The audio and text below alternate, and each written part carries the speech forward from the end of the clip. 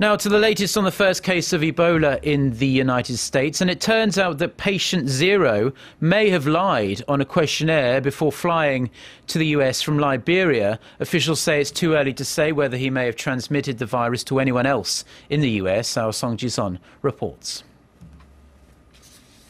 Was it an intentional lie or had he really not known?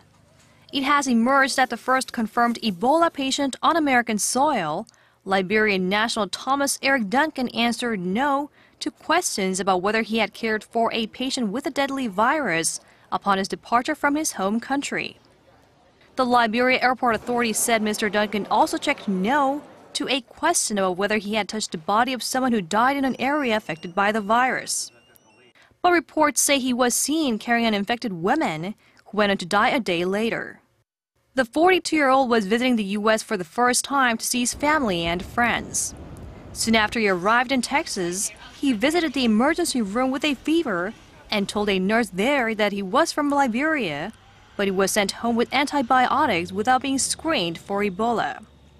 Hospital officials have acknowledged the patient's travel history wasn't fully communicated to the doctors.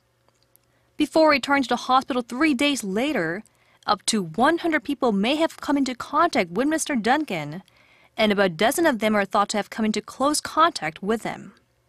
The U.S. Centers for Disease Control and Prevention says no one has tested positive for Ebola so far, but symptoms can appear up to 3 weeks after exposure. The CDC on Thursday issued guidelines and care methods to hospitals across the U.S. on how to deal with a patient showing symptoms of Ebola. 송지선, Arirang News.